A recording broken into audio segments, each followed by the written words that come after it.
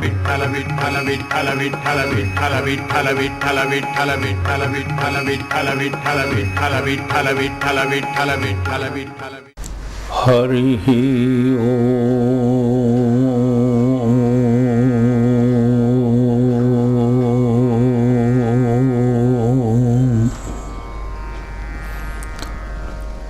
औदुंबरातटी नरसिंह योगी कृष्णातटी परमशांत सुखास भोगी ध्यानस्थ होऊनि समस्त चरित्र पाही अनन्य दो चरण त्यासे इच्छित देताशे नमितो योगी थोर विरागी तत्वज्ञानी संत तो सत्कविवर परात्पर गुरु ज्ञानदेव भगवंत शाश्वत आणि सनातन गुरुपीठ आदिगुरु भगवान दत्तात्रेय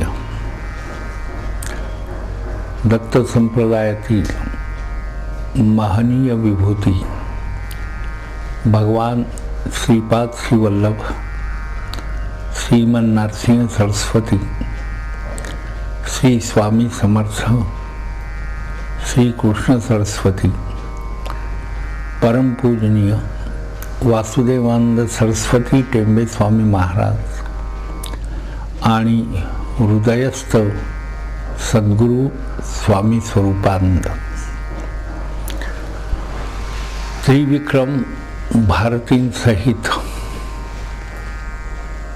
अत्यंत मदोन्मत्त झालेली द्रव्यलोलूप मानवतेच्या मूल्यांची कदर न करणारे अविचारी आणि विद्येच्या प्रांगणाला कलंक असलेले असे ते दोन ब्राह्मण गाणगापूरला चाललेले आहेत. कुमशी ते गाणगापूर लहानसा प्रवास आहे, पण हा प्रवास सुद्धा त्रिविक्रम पायी करतो आहे आणि ते दोन ब्राह्मण मात्र पालखीत बसलेले आहेत. हा एक मोठा अशा प्रकारचा विपर्यस्त अनुभव जो साधक आहे त्याच्या दृष्टीनं त्याला वाटल्याशिवाय राहणार नाही. वेदविद्येचा एक प्रकारे तो अवमानच आहे, पण तरीसुद्धा वेदविद्येचं श्रेष्ठत्व जणू काही कसं आहे हे प्रगट होण्यासाठी म्हणूनच ही घटना परमात्म शक्तीनं घडवून आणलेली आहे. सद्गुरू महाराजांच्या अतुल अशा प्रकारच्या आत्मवैभवाच्या माध्यमातनं जणू काही ही घटना साकार होत आहे. तेव्हा हे निघाल्यानंतर अशी परिस्थिती झालेली आहे. आधीच गाणगापूरचं वर्णन वारंवार आपण ऐकतो आहोत. ते यथा काल आणि यथोचित रीतीनं प्रगट करण्याचा प्रयत्न मी करतोय आणि तेही भगवंताच्या कृपेनंच हा प्रयत्न होतो असं वाटतंय. तेव्हा ते स्थान कसं आहे, पुन्हा सरस्वती गंगाधर असं म्हणतात की बाकी काहीही असलं तरी त्या स्थानामध्ये कोणत्याही प्रकारचा अपुरेपणा नाही असं म्हणावंसं वाटतं. का अपुरेपणा नाही? ओवीची रचना अशी आहे. पावले तया गाणगापुरा जे का स्थान श्री गुरुवरा रम्य स्थान भीमातिरा वास नरसिंह सरस्वती. सद्गुरू नरसिंह सरस्वती स्वामी महाराजांचं वास्तव्य त्या गाणगापुरामध्ये आहे.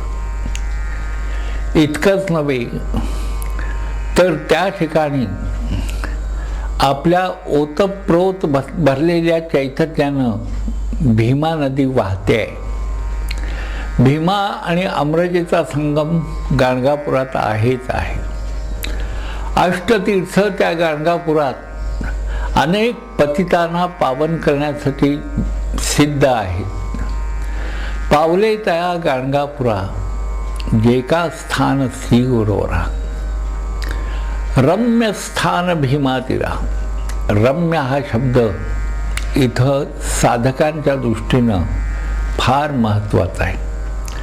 का महत्त्वाचा आहे तर हा शब्द अनेक साधकांना अभिप्रेत असलेल्या वृत्ती प्रगट करतो म्हणून महत्त्वाचा आहे. रम्य स्थान भीमातीरा. रम्य म्हणजे मनाला आनंद देणारं असं ते गाणगापूर भीमेच्या काठावर वसलेलं आहे. रम्य याचा अर्थ असा आहे की चित्ताला शांत करणारं असं गाणगापूर भीमेच्या काठावर वसलेलं आहे. सद्गुरू नरसिंह सरस्वती स्वामी महाराजांच्या वास्तव्यानं पुनीत झालेलं म्हणून रम्य म्हटलं जाणारं ते गाणगापूर. रम्य हा शब्द आणखी अनेक गोष्टी व्यक्त होतो. त्याच्यामध्ये जेथे बुद्धीचा शम होतो असं ते तीर्थ म्हणजे रम्य आहे. ज्या ठिकाणी आत्मोल्लास प्रगट होतो ते तीर्थ कसं आहे तर रम्य आहे. ज्या ठिकाणी भक्तीचं अनुसंधान सतत राहतं आणि साधकाच्या अंतःकरणातल्या क्लेशवृत्ती ज्या असतात त्या बाजूला होतात म्हणून ते रम्य आहे. रम्यता अशासाठी आहे की ज्या योगे साधक भाव सुधेमध्ये अंतरंगामध्ये वाढ होत राहते आणि साधकाचं अंतःकरण एक प्रकारची तृप्ती अनुभवतं म्हणून रम्य आहे. रम्य अशासाठी आहे की ज्या ठिकाणी ज्ञान आणि विज्ञान दोन्ही गोष्टी अतिशय प्रगल्भतेनं प्रगट होत राहतात सद्गुरुनाथ महाराजांच्या चरणाशी आणि त्याचा विश्वशांतीसाठी उपयोग होतो, समाजासाठी उपयोग होतो आणि प्राणीमात्राचं भरणपोषण उत्तम रीतीनं होण्यासाठी म्हणून जिथं अनेक आशीर्वादांचा संचय झालेला आहे अशा प्रकारचं ते गाणगापूर आहे म्हणून त्याला रम्य म्हटलेलं. पावले त्या गाणगापुरा जे का स्थान श्री गुरुवरा. श्री गुरु नुसते नाहीत तर श्री गुरुवर. श्री गुरुवर म्हणजे काय तर सर्व सद्गुरूंच्या मध्ये श्रेष्ठ असलेले ज्यांच्या चरणापासून कोट्यावधी सद्गुरू आणखी निर्माण होतील असे सद्गुरुनाथ महाराज तिथं आहेत. हा पावले त्या गाणगापुरात जे का स्थान श्री गुरुवरा, रम्य स्थान भीमातीरा, वास नरसिंह सरस्वती. नरसिंह सरस्वती स्वामी महाराजांचं वास्तव्य तिथं आहे. वास्तव्य म्हणजे कसं आहे, केवळ नरसिंह सरस्वती स्वामी महाराजांचं दैहिक वास्तव्य असा साधकांनी अर्थ घ्यायचा नाही, तर त्यांचं वास्तव्य असं आहे की त्यांच्या भगवंताचे जे षड्गुणैश्वर्यता आहे त्या ऐश्वर्यासहित वास्तव्य आहे म्हणून गाणगापूर हे रम्य आहे. आणि तिथं त्रिविक्रम भारती आणि हे दोन ब्राह्मण गाणगापूरमध्ये प्रवेश करताना त्रिविक्रम भारतीला काय झालं असेल याचा विचार आपण करा. आपण विचार करा असं का म्हणतो तर जो उत्तम साधक आहे ज्याच्या अंतःकरणामध्ये भगवंताचा भाव, भगवंताविषयीचा भाव अतिशय दृढ आहे आणि जो भक्ती संपन्न आहे त्याला काय काय गोष्टी होतील गाणगापूरला गेल्यावर. तर गाणगापुरात गेल्यानंतर गाणगापूरच्या त्या परिसरात गेल्यावर किंवा त्याच्या सीमेवर गेल्यावर सुद्धा त्याच्या डोळ्यामध्ये आनंदाश्रू येत. आनंदाश्रू अशासाठी की सद्गुरुनाथ महाराजांचं दर्शन त्याला होणार होतं, आपलं उपास्य तिथं आहे ही जाणीव त्रिविक्रम भारतीला निश्चितच असली पाहिजे. नंतर काय झालं असेल तर त्या प्रेमाश्रूंच्या बरोबर त्याच्या अंगावर काटे आले असतील. भगवंताच्या आठवणीनं, सद्गुरू नरसिंह सरस्वती स्वामी महाराजांच्या आठवणीनं त्याचं अंग शहारलं असेल.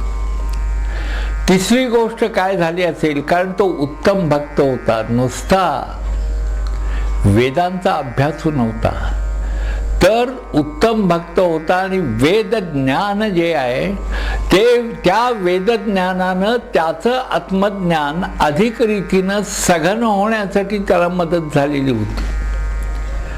तिसरी गोष्ट अशी झाली असेल की त्याचं हृदय जे आहे ते नित्यापेक्षा आणखी सुकोमल झाल्याची जाणीव त्याला झाली असेल आपल्या त्रिविक्रम भारतीला.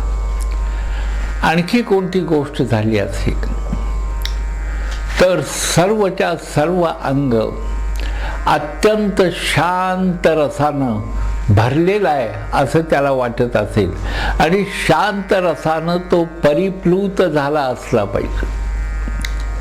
पाचवी गोष्ट अशी असेल की आपले सद्गुरुनाथ महाराज आपणाला दिसणार या केवळ भावनेनं त्याचा आनंद इतका उफाळून आला असेल की आनंदाचे डोहे, आनंद तरंग अशा प्रकारचीच त्याची स्थिती झाली असली पाहिजे. सहावी गोष्ट अशी आहे, त्या ठिकाणी त्रिविक्रम गेलेला आहे हे खरं आहे, पण गेल्यानंतर पाहायला काय मिळणार तर सर्वव्यापी जे चैतन्य आहे, सर्वगत जे चैतन्य आहे तर मनुष्य रूपानं त्याला पाहायला मिळणार होतं. त्यांनी पाहिलेलंच आहे, अनुभवलेलंच आहे. आणि पावले त्या गाणगापुरात एका स्थान श्री गुरुवरा, रम्य स्थान भीमा तीरा वास नरसिंह सरस्वती, अशा त्या अत्यंत सर्वांग सुंदर अशा गाणगापुरामध्ये हे दोन ब्राह्मण त्रिविक्रम भारती हे सगळे गेले. गेल्यानंतर गुरुचरित्राकडे आपण जर पाहिलं, तो अध्याय जर पाहिला तर सद्गुरुनाथ महाराजांना त्रिविक्रम भारतीने अत्यंत विनम्रपणे नमन केलं, लोटांगण घातलं. मनाच्या अंगणातलं मळ जी गोष्ट काढते त्याला लोटांगण असं म्हणतात. मन स्वच्छ केलं जातं त्याने, लोटांगणाचं हे वैशिष्ट्य आहे. अंगण लोटणे असं म्हणतात. मग हे अंगण कुठलं तर मनाचं अंगण, म्हणजे मनामध्ये जे काही अनिष्ट अशा प्रकारचे विचार असतील, अनिष्ट वृत्तीप्रवाह असतील, ते वृत्तीप्रवाह बाजूला होण्यासाठी म्हणून लोटांगणाचा वापर या भक्तिमार्गामध्ये केला.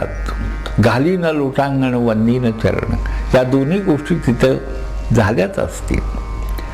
त्रिविक्रम भारताने नुसते चरण वंदीन चरण म्हणजे नुसतं वंदन केलं नसेल, तर त्या चरणांना आपल्या डोक्याला त्यांनी लावलं असेल आणि सद्गुरु तत्व आणि त्याच्या अंतःकरणात असलेले सद्गुरू या सर्वांचं एक प्रकारचं ऐक्य, आत्मैक्य त्यांनी अनुभवलं असलं पाहिजे. आणि अत्यंत विनम्रपणे त्यांनी सद्गुरूंना प्रार्थना केली, लोटांगण घातलं, त्यानंतर वंदन केलं. सगळ्या गोष्टी भक्तिमार्गाला अनुकूल असणाऱ्या सर्वच्या सर्व गोष्टी आपोआपच तिथं घडून आलेल्या आहेत, कारण भक्तीचं निदानच तिथं आहे गाणगापुरामध्ये. भक्त हृदय निवासी सद्गुरुनाथ महाराज हे गाणगापुरात मनुष्य रूपानं प्रत्यक्ष दिसल्यानंतर काय होत असेल याचा विचार आपण करा. आपणाला स्वप्नात दिसला तरी दिसले तरी आनंद मावत नाही. व त्रिविक्रम तर काय करतोय, तो प्रत्यक्ष पाहतोय. या ब्राह्मणानं त्याचं काहीच नव्हतं. ते उतरले पालखीतनं आणि उतरल्यानंतर महाराजांनी जणू काही, खरं म्हणल्यावर ते सर्वज्ञानी आहेत, आत्मज्ञानी आहेत, प्रत्येक गोष्ट त्यांना माहीत आहे. पण अलौकिक नोहावे लोकांप्रती, लोकांच्यात राहून मला काहीतरी जास्त माहीत आहे असं नाही. महाराजांनी नेहमीप्रमाणे चौकशी केली. त्रिविक्रमाला विचारलं, का बरं येणं केलं? आपण पहा की सद्गुरूंच्या मुखातनं हे जेव्हा शब्द येतात तेव्हा त्यांच्या भक्तांना काय वाटत असेल? कारण भक्ताचा विचार सुंदर अशा प्रकारे त्याची विचारणा करत असताना शब्द योजना जी सद्गुरू करत असतात त्या शब्द योजनेवर जर आपण विचार केला तर फारच गंमत वाटते.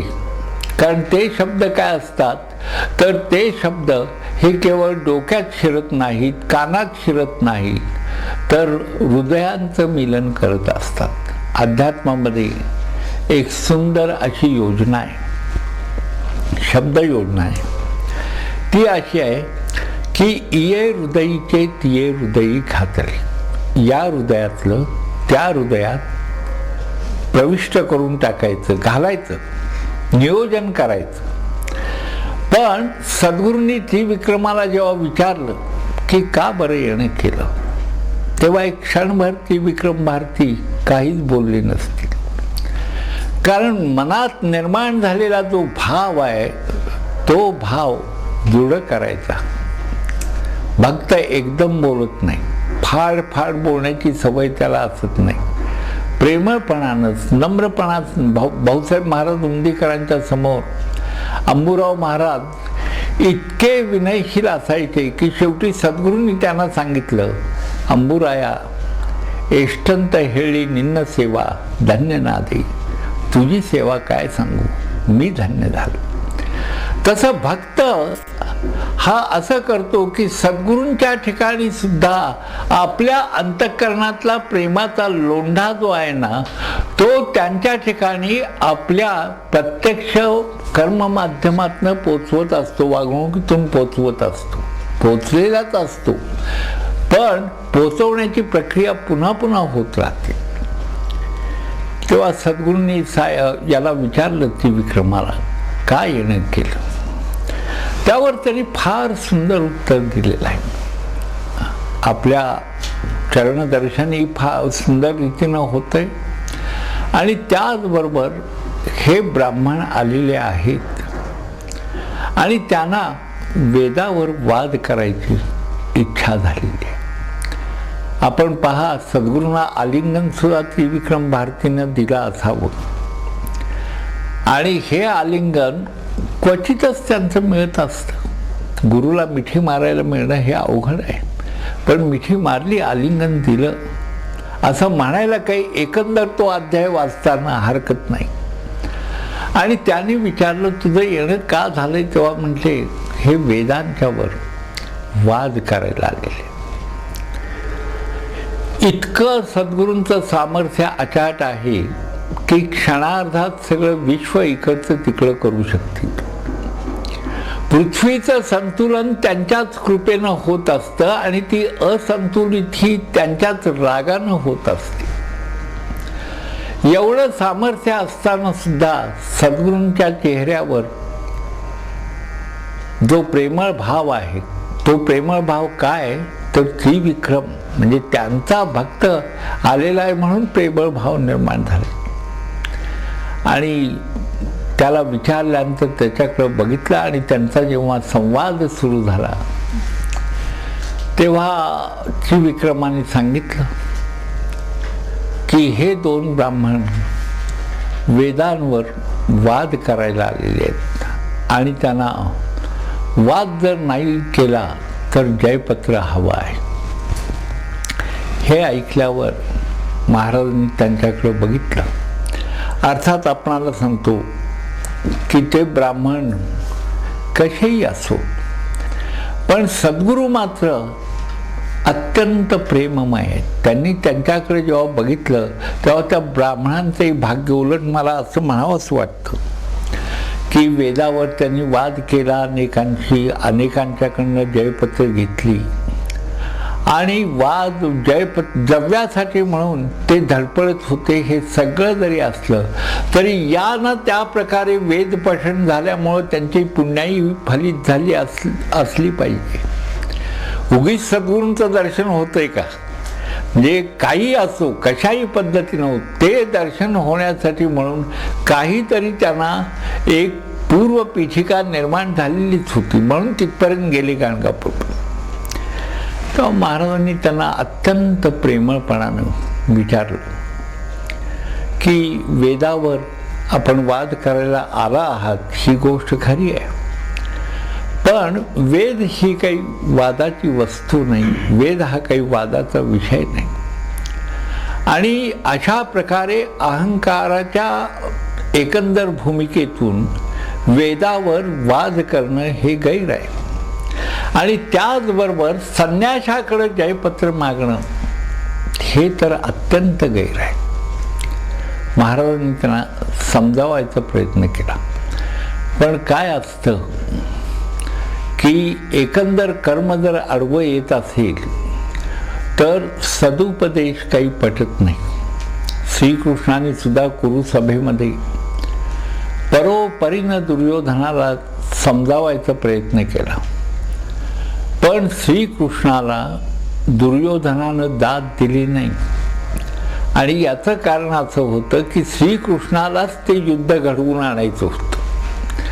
तसं सद्गुरूंनाच हे वेदांच्यावर चर्चा वाद करणार आहेत म्हणल्यानंतर वेद किती महत्त्वाचा आहे हे विश्वासमोर प्रगट करायचं होतं. म्हणून जणू काही संवाद करताना त्याने असं सांगितलं की आपण वेदावर वाद करायला आलात, पण वेद हा वादाचा विषय होऊ शकत नाही.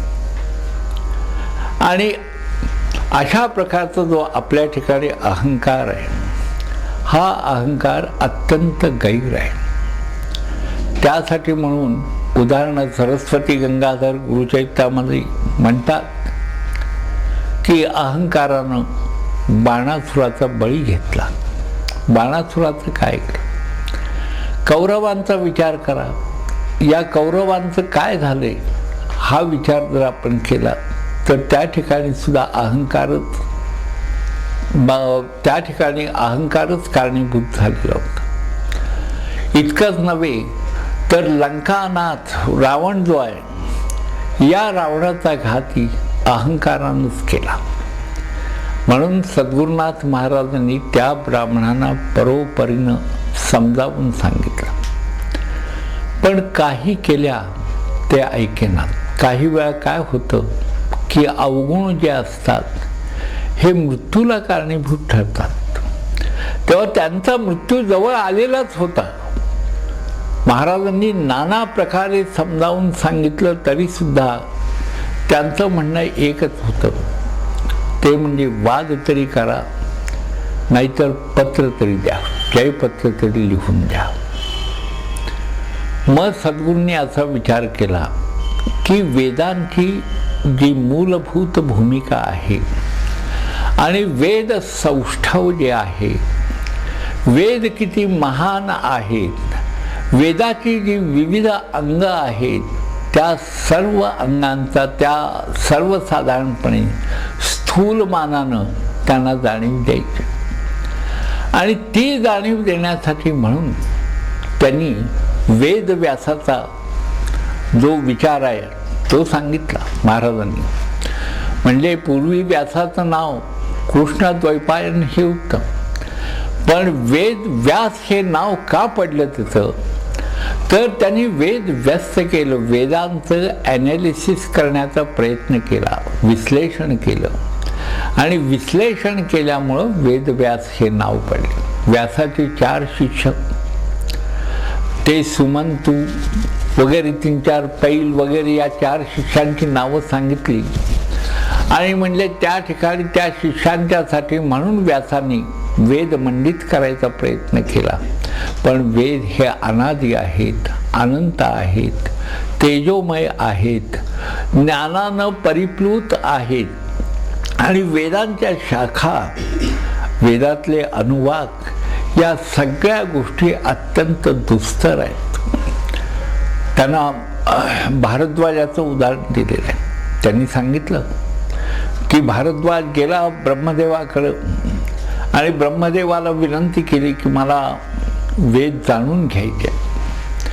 ती विनंती केल्यावर ब्रह्मदेवाने सांगितलं, मागं बघ, तिकडे पहा म्हटलं. वेद म्हणजे काय हे तुला जाणावंसं वाटतं. तर त्याला प्रचंड तेजोमय अशा पर्वतांचं दर्शन झालेलं आहे. आणि म्हणले, यातनं तू वेद कसे शिकणार, अशक्य आहे वेद. पण तरी सुद्धा विनंती केल्यावर 3 वेदांचं मंत्रजाल जे आहे, मंत्र ते मुष्टीतनं ब्रह्मदेवाने त्यांना दिलं. आणि ब्रह्मदेवाची 3 कल्प त्यांनी अभ्यास करत राहिलेला आहे, तरी सुद्धा त्याला अत्यल्प सुद्धा साध्य काही झालेलं नाही. असं एकंदर वर्णन 26व्या अध्यायामध्ये. हा 26वा अध्याय मुळात आपण जरूर पाहावा. त्याचं विश्लेषण मी इथं करत नाही, कारण तो इतका विषय गहन आहे की 1-2 प्रवचनामध्ये तो घेता येणार नाही. आणि तसा तो विषय वाढवण्यातही अर्थ नाही. तर वेदांची प्रत्यक्ष प्रचिती घेण्यासाठी म्हणून वेदवाङ्मयाचा थोडी संथा घ्यावी लागते, त्याचा अभ्यास करावा लागतो. महाराजांनी वेगवेगळ्या पद्धतीनं त्या ब्राह्मणांची समजूत घालण्याचा प्रयत्न केला. ती समजूत काही पटेना त्याला. किती पहा, प्रत्यक्ष सद्गुरूंनी सुद्धा प्रेमानं वेदांचं महात्म्य त्यांना सांगितलं, तरी समजूत पटेना.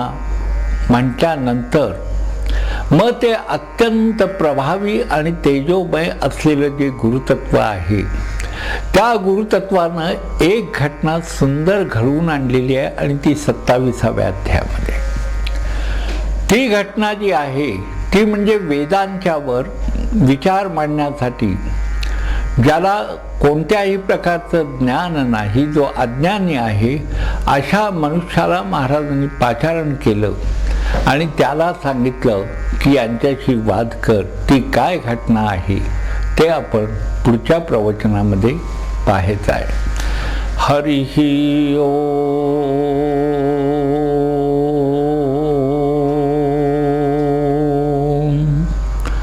सद्गुरुनाथ महाराज की जय.